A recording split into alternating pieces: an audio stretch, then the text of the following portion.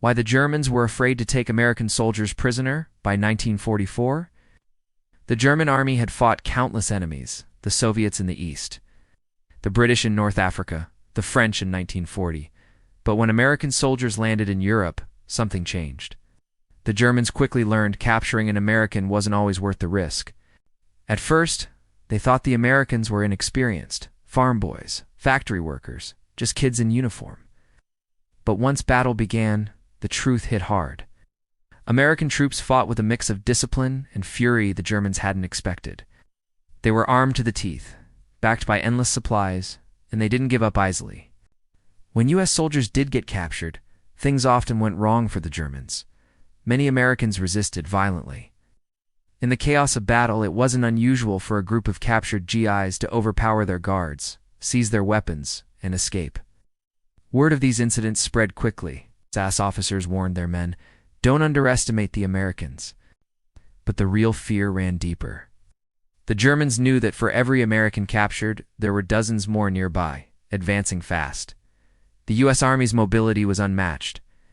Jeeps, tanks, and air support made it nearly impossible to move prisoners safely.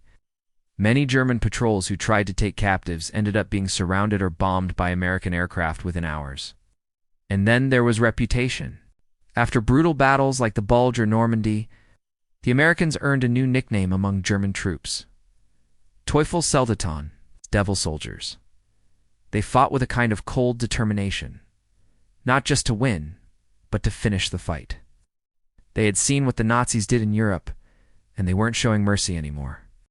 Some German officers admitted later that they avoided taking American prisoners because it slowed them down, and they feared retaliation if the Americans caught them mistreating POWs. Word traveled fast. American soldiers treated captured Germans fairly. But if you crossed them, they made sure you never got the chance again. By the war's final months, the Germans weren't just losing, they were scared. Scared of the sky filled with American planes. Scared of the thunder of Sherman tanks. And yes, scared of those determined, relentless U.S. soldiers who refused to quit, who fought like men who knew they were freeing the world. In the end, the Germans didn't fear taking Americans prisoner because of what they did. They feared them because of who they were. Men who simply wouldn't stay down.